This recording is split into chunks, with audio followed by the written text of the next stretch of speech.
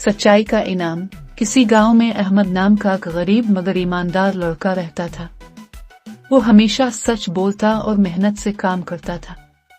इसके वालिद लकड़हारा थे और अहमद अक्सर उनके साथ लकड़ियां काटने जाता था। एक दिन अहमद जंगल में लकड़ियां काट रहा था कि अचानक इसका कुल्हाड़ा दरिया में गिर गया।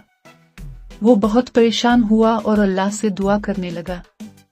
इसी वक्त एक फरिश्ता जाहिर हुआ और अहमद से पूछा, तुम क्यों उदास हो? अहमद ने कहा, मेरा कुल्हाड़ा दरिया में गिर गया है और मेरे पास दूसरा नहीं है। फरिश्ता दरिया में गया और सोने का चमकदार कुल्हाड़ा निकालकर पूछा, ये तुम्हारा कुल्हाड़ा है? अहमद ने ईमानदारी से कहा, नहीं, मेरा कुल्हाड़ा सोने का नहीं था।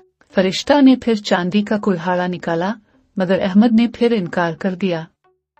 आखिर में फरिश्ते ने आम लोहे का कुल्हाड़ा निकाला और अहमद ने खुश होकर कहा, यही मेरा कुल्हाड़ा है। फरिश्ता अहमद की सच्चाई से बहुत खुश हुआ और इनाम के तौर पर तीनों कुल्हाड़े उसे दे दिए।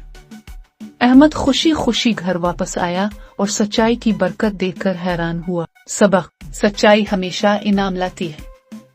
ईमानदारी दुनिया और आखिरत में कामयाबी की कुंजी है।